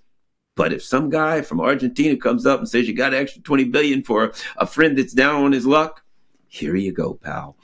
All right. And Ragnil Noor says, Peter Thiel thinks Greta could be the Antichrist. Guy needs a mirror. Terrence in Reading. I'm guessing that's Reading, PA, or maybe there's a Reading. Terrence, you're from Reading. You want to talk about Israel. What's happening, Terrence? Good evening to you, Mr. Garland Nixon. Nice to make your acquaintance again. I hope you and yours are well. 2 points. The first point is why anyone would believe Netanyahu with a ceasefire. I certainly didn't, and all I kept saying to my wife and my friends, my political friends, was they have to organize, and I hope the Palestinians took that straight away in organizing their next steps, because this is a long, long race. Secondly, I'd like your opinion on the great Indonesian people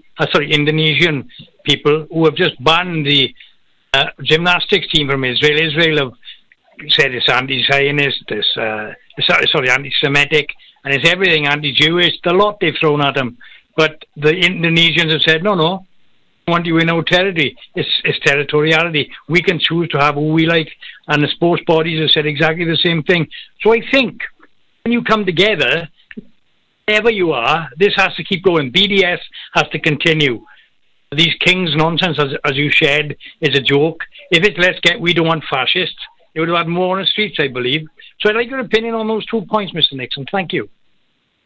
Well, I think what we're seeing in Indonesia is the beginning of what we're going to see in the future, that Israel, you've got Israel before the genocide and Israel post-genocide, when and if it actually ever does stop. And we're seeing that countries around the world will not abide by U.S. dictates and Western dictates and accept Israel as a normal country, that Israel has shown itself to be a rogue nation, to be a absolutely barbaric nation in its actions, and that it will be treated as a savage, barbaric nation, in my opinion, should be treated. That people around the world will say, we don't want. Now, don't get me wrong. There could be individual Israelis, not many of them, but there could be individual Israelis who say, we're not in favor of it, and, we don't think this is a good idea, and we oppose it. Fair enough. But unfortunately for them, this is the reality.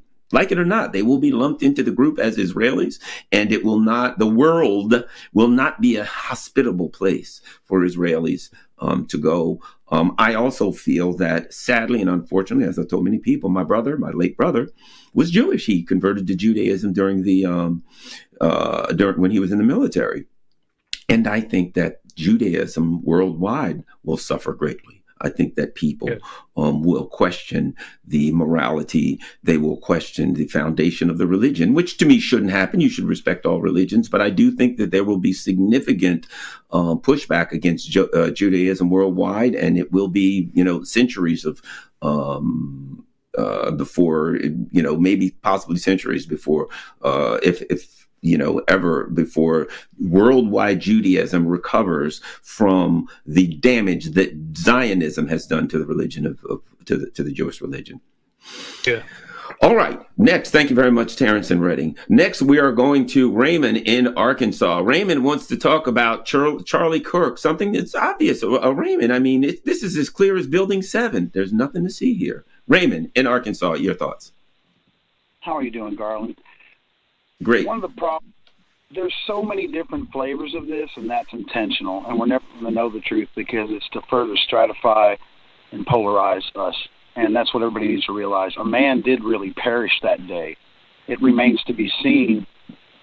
Here's the thing that's unusual to me, is that you can see the shirt is lifted up in the direction, the trajectory of which it's lifted up almost to his chin, where it came from. That shot originated from the ground, and shot placement was contingent upon chair positioning. And I noticed how body language-wise, he was very uncomfortable with the microphone, setting it on the table. And when he set it down in his lap and dropped his hands and dropped his shoulders, it's almost like somebody who looked like they were fixing to take a punch.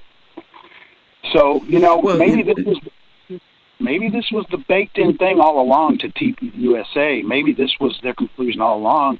I've heard every theory there is, but I know that boy got his guts ripped out, just like a nation getting its guts ripped out over this whole scenario. We need to put it aside. And lastly, can you imagine if the deplorables would have taken to the streets the last 4 years to protest auto pen POTUS?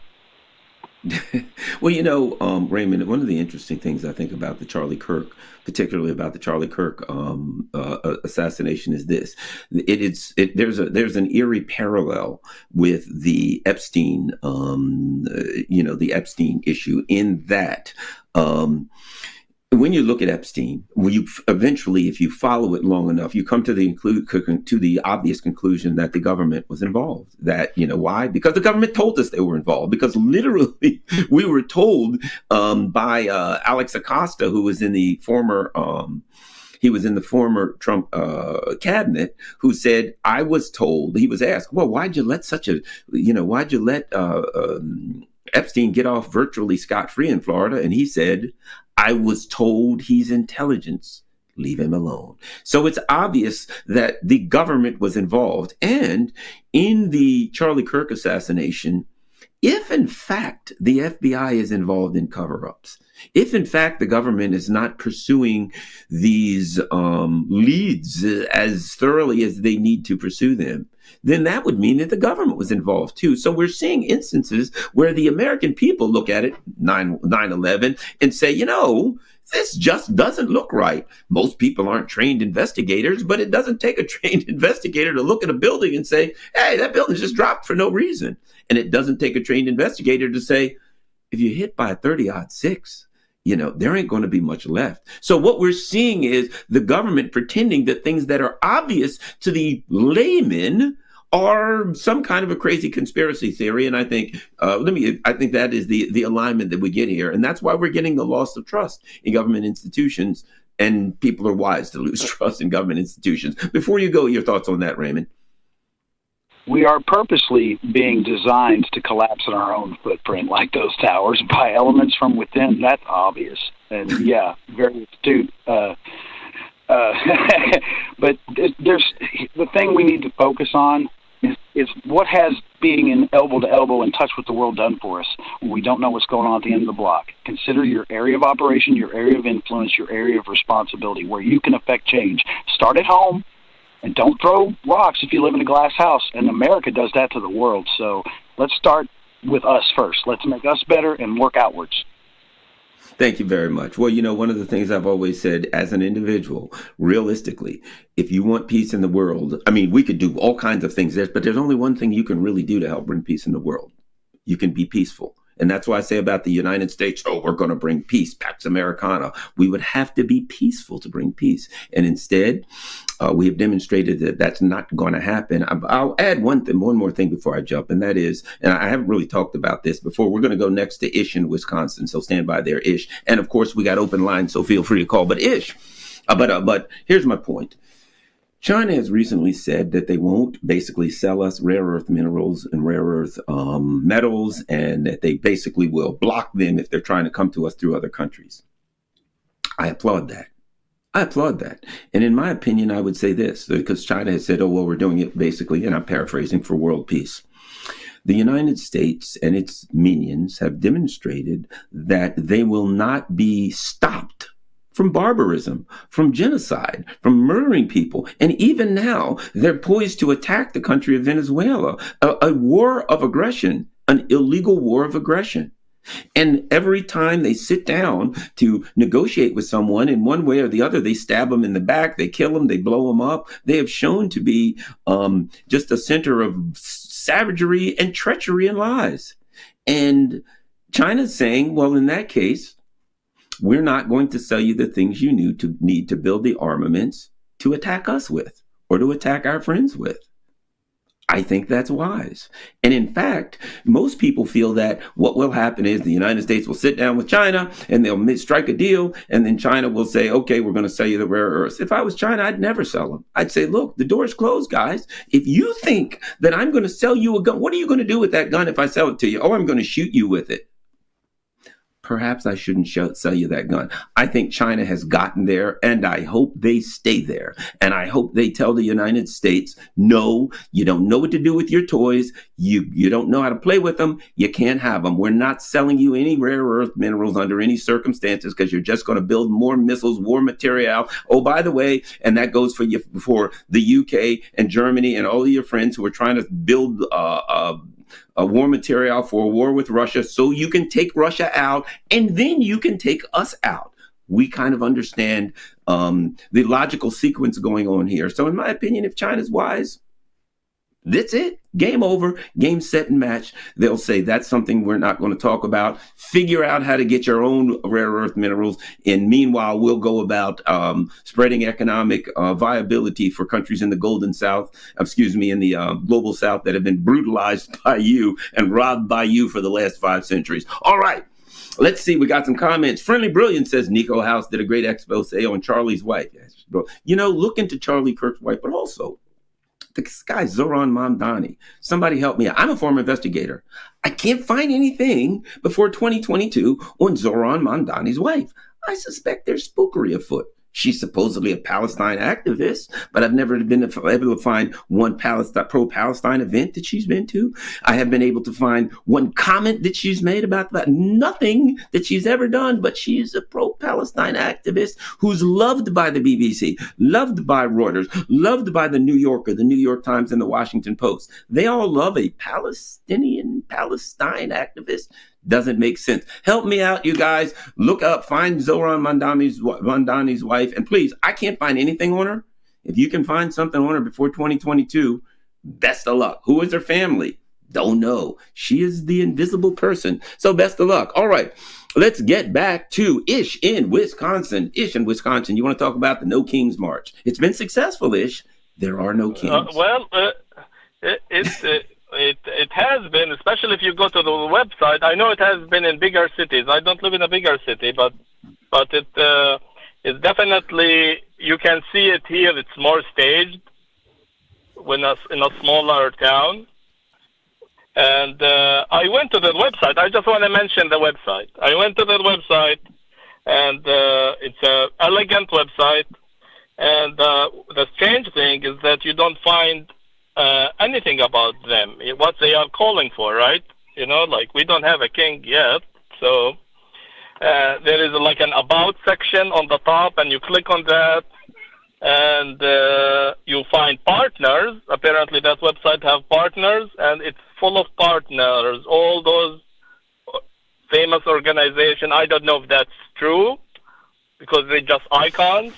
And the other thing I want to say that was in the website that is kind of funny, and that it have a map with all the protests. And then if you make the map smaller, you find that a lot of protests in Europe, no King's March in Europe, which I doubt that is the case, but maybe, so I just want to, that was something like strange and funny to me, and it reminded me of, you remember Occupy Wall Street? Well, you know what? I will say this, though. Let me say this. It's different for this reason. You had the crash of 2008, and there was a kind of a left-leaning response, which was Occupy Wall Street, which was eventually, completely co-opted by the liberal centrists, and then finally, they literally took bulldozers and pushed away the encampments. But there was, on the right, there was a pushback, which was called the Tea Party. So there was at least some there. They had something. No King's March No Martians march. I don't know. No invisible men march. You're saying a march for something that doesn't exist. If you go back to the Vietnam War, they wanted an end to the war. Go back to Martin Luther King in '63. I think they wanted jobs. They wanted justice and civil rights. They literally asked for a $2 minimum wage back then. So you have these traditional movements where they're very specific about what they're asking for.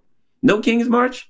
No kings, no something or other, I don't know. So I think just the fact that there is no substance to this, that they don't in fact ask for anything, tells you everything you need to know about the No King's March, which is nothing, pretty much. You get the last word, Ish. I think that's what it is. It's about votes.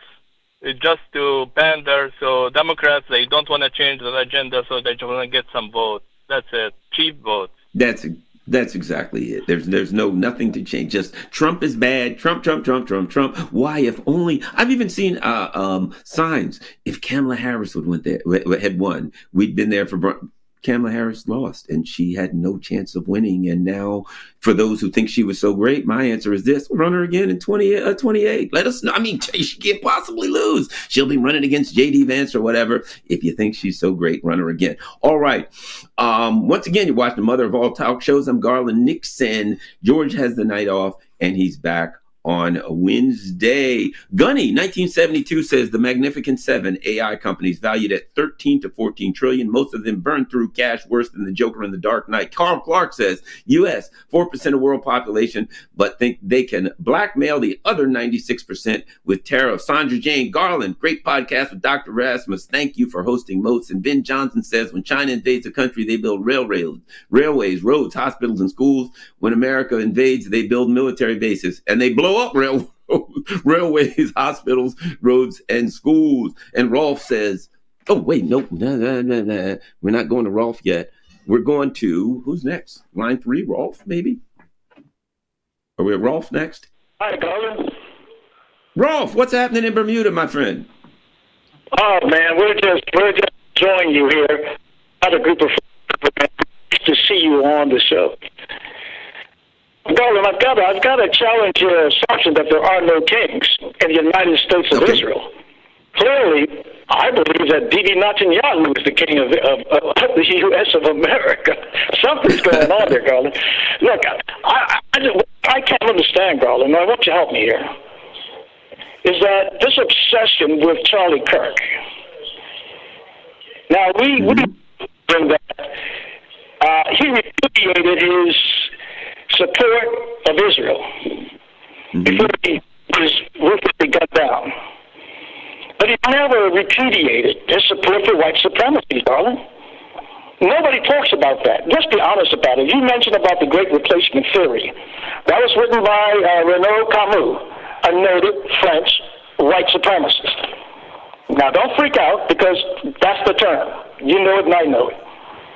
Now, you also spoke about the fact that the Western hegemony, I call it the Anglo-American hegemony, over the last 200 years or more, is now waning, and they're freaking out. The reality is that once you make the world in your own image, Garland, it's like an addiction. You don't want it to go away. It's like looking in the mirror, and that's been the nature of what we're seeing over the last few years as that empire has waned. What are your thoughts on that? Because I believe that the world is in great peril as they go through these withdrawal symptoms, and it's not going to be pretty. I think it's going to get a lot worse before it gets better. And I've listened to you on some of these geopolitical topics, and I'm very impressed with your view. Yeah.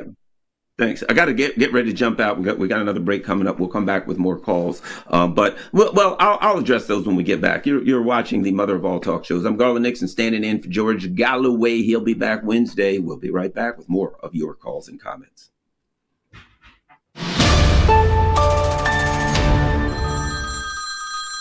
What a great show this is. I listened to it. I thought, wow, what a great show. I've called into your show today, George, because I'm a great caller. Probably the greatest caller you've ever had. I really am. The only way your show could be better is if it had more of me, Donald J. Trump, in it. You keep talking about me, George. You do. I've heard it. I have. So many of the American people, the best people, listen to your show. And I've heard them crying about me. I have. And I listen and I go, ooh, America, don't cry. Don't cry. You need to be careful what you say about me, George. You don't want me to put a tariff on your show like I did with China. And then you'll come running for my help, just like little Zelensky. You know, I know you will. I know these things. Make the mother of all talk shows great again. That's why we're here. That's what we're gonna do, George. We're gonna boost your ratings. Donald is gonna boost them bigly. I'm giving your show the Trump bump. You're welcome, George. Thank me. And remember, nobody talks like me. Nobody calls like me. And absolutely nobody ends a phone call like me.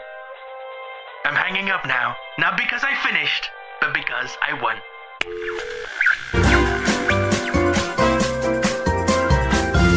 You are listening to the mother of all talk shows with George Galloway.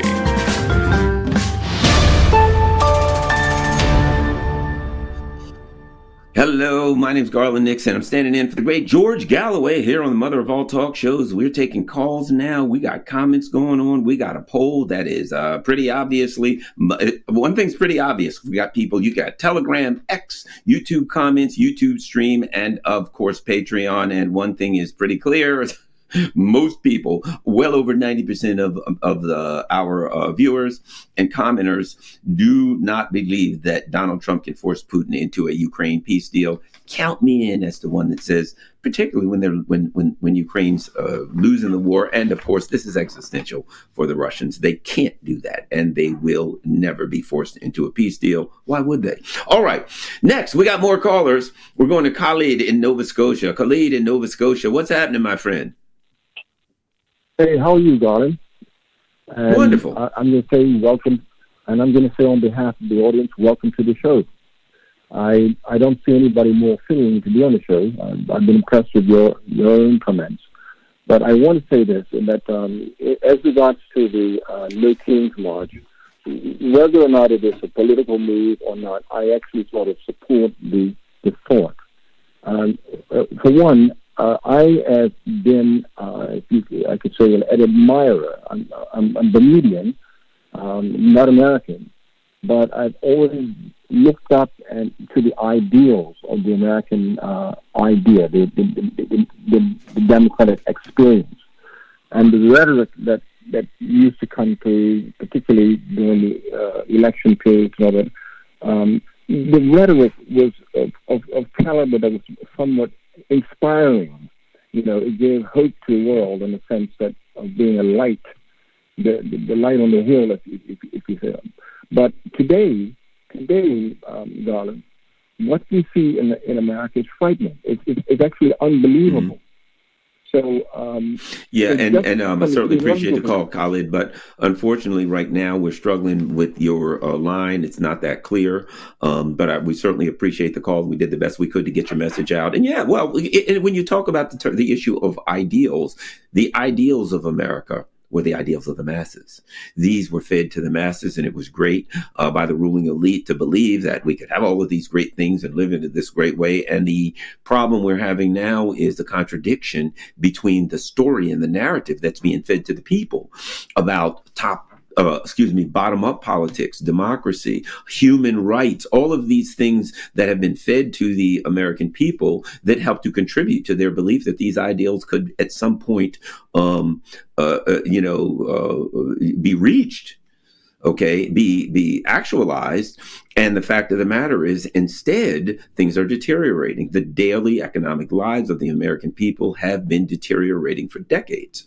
And so the contradiction between what we're being told, the narrative, and what's actually happening is coming to a head. And of course, the desperation of the ruling elite now for their piracy around the world causes them to be more open with their brutality. And the American people are seeing the contradiction between the Western values of human rights and the Western actions of human wrongs. All right.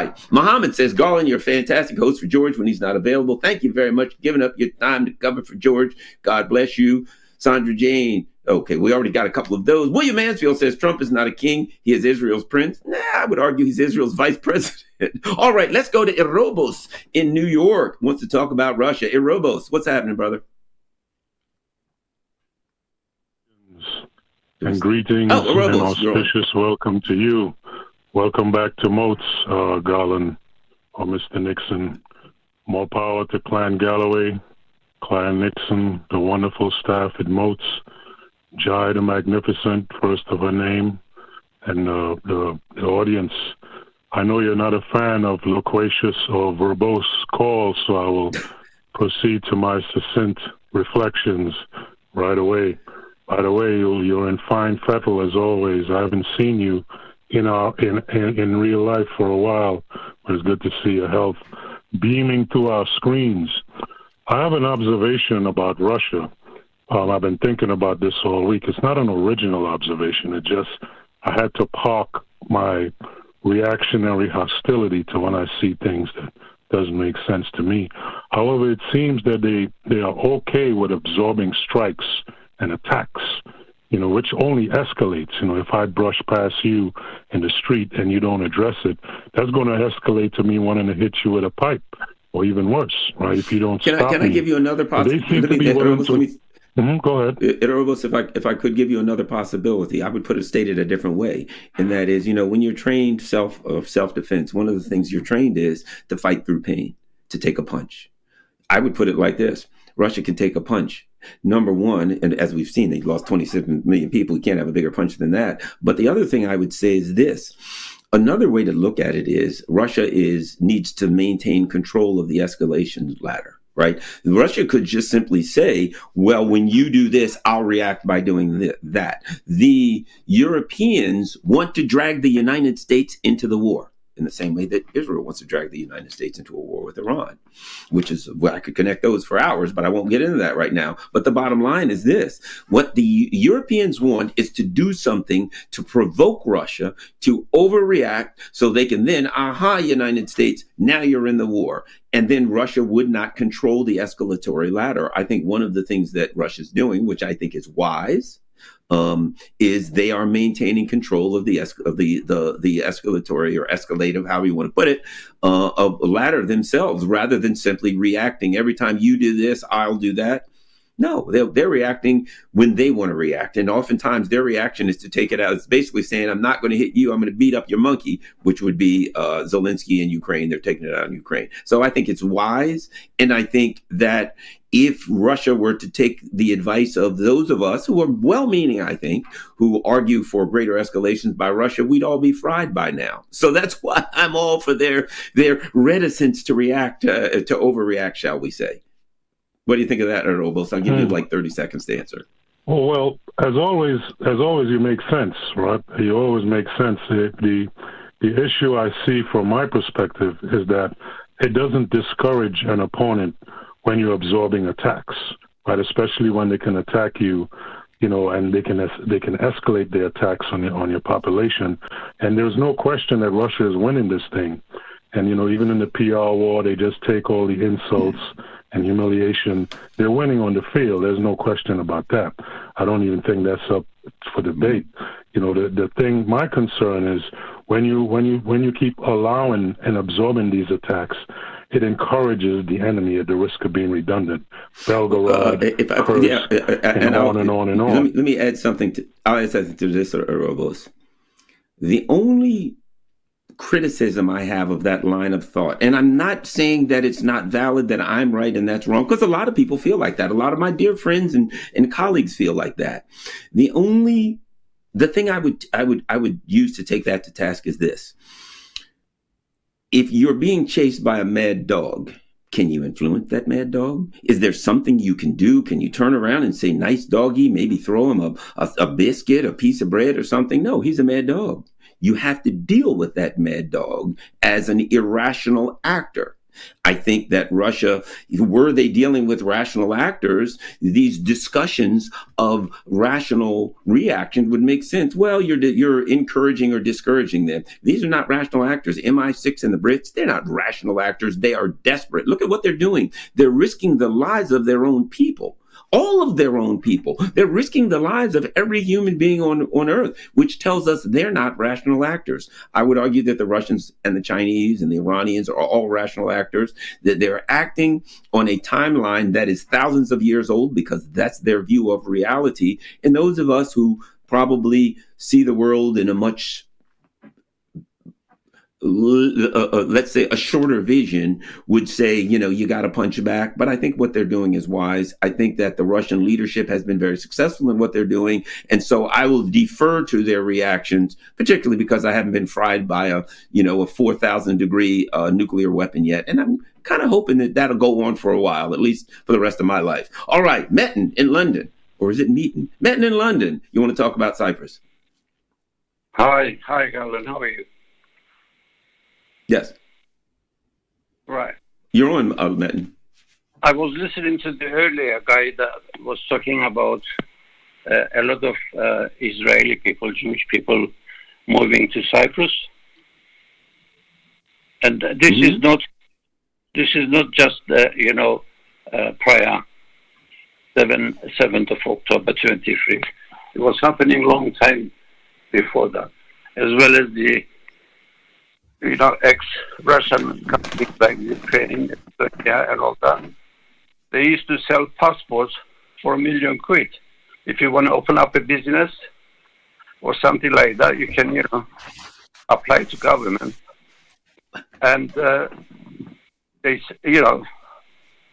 sell you a passport for £1 million, and you can set up a business there. And these things were happening years ago, like prior, the British rule. When the British rule ruling Cyprus until 1960, a lot of people Cyprus. Well, thank you very much, Metin in London. I certainly appreciate it. And, what's interesting is that when we have these discussions about the things that are going on today, a lot of people who discuss these things through the context of the present and ongoing political and geopolitical activities, as opposed to through the lens of history. So I always appreciate people who talk about things through the lens of history, that understand that the things that are happening now have been going on for a while, and that some of the things that we're seeing is the consummation, the crescendo, if you were, of some of these horrible activities that have been going on for hundreds and hundreds of years. Let's talk about the poll. We finish up with the poll, a total of 28,764 votes. Can Trump force Putin into a Ukraine peace deal? Yes. Let's see on X. 18% says yes. 82% says no. How about we go with YouTube? 9% yes. How about we got a yes? I guess that's also YouTube of 8% yes. We've got a 6% yes on Telegram. 94% no. We got, again, X 82%. So it looks certainly like very, very wisely, most people are looking at this circumstance saying, I really don't think you're going to be able to force them. And here's the bottom line. It's like we're playing chess. And I look down and I say, any move I make is checkmate. How can I win this? At this point, there's no way to win it. It's like I jump off a cliff and I'm halfway down and I'm like, perhaps I made a decision. How can I mitigate this fall? You ain't mitigating the fall. You're in the air. You should have thought about that before you jumped. There is no way. The only thing they could do was continue with this war until there are no Ukrainians left. And at that point, I don't know, will they try to throw in Brits and Moldovan people or Romanians? Hopefully not. Hopefully we'll get some kind of end, but I don't see how the Trump team can force things to an end. Also, let me give you a little more info that you need. How about we go here? Did you know there's a MOATS podcast? You can download it by scanning the QR code on your screen, and you can listen to the weekly podcast via the MOATS.tv website. Once you've listened, please don't forget to leave a review and rate it too. It helps us grow the podcast, and more people will know about it. This week, the MOATS podcast is in the top 5 for politics in Indonesia, which we mentioned earlier. Kazakhstan, I'm sure I botched that, but I can't pronounce words that have 50 million consonants and no vowels. I'm American. And Gambia this week, and top 10 in Russia and Egypt with top 20 in Venezuela, New Zealand, and Lebanon. How about this? A big thank you to this week's top donors who visited the MOATS TV website this week. Ricardo Salvesa, Rasmus Peterson, James Glass, Juliana Gustafson, Amira Kataria. Please do become a MOATS donor tonight and give what you can to support the show. My final thoughts, I think we had a great show. I think that what we're looking at here is an interesting standoff between the United States and China. I'm wondering if China really meant what they said, and I hope they did, because if they've decided to defang the U.S. empire militarily, it will be a good thing for the world. If they say to the United States, look, we've decided not to sell you these rare earth minerals, not because we're in a trade war, not because we're, feeling bad about you, not because we're angry at Donald Trump, but because you're rampaging around the world. Oh, and by the way, you're threatening to kill us. And we're not going to sell you a knife that you're going to shove in our bodies. To me, that is the most obvious. To be honest, I was kind of wondering if the Chinese people the leadership had lost their wits. The U.S. is saying, we're going to kill you, and you're going to sell them a gun to do it. They have become wise. And so let's see what happens if China saves the world by saying we're going to shut down the Western NATO war machine. Hopefully that will work out. I want to thank everybody. Don't forget, you can find me on YouTube. Go to my YouTube show. You can find me on Rockfin. You can find me on Rumble. You can find me on Telegram and Instagram. And you can't find me on X. Well, excuse me. You can find my account on X, but you can't find me because X has decided in their move to reward free speech that Garland Nixon's account isn't Garland Nixon's account. You figure it out. Thanks a lot, everybody. You've been watching and listening to the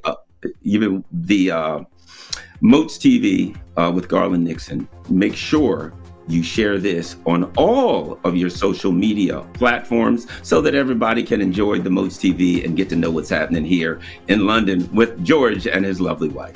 We're out.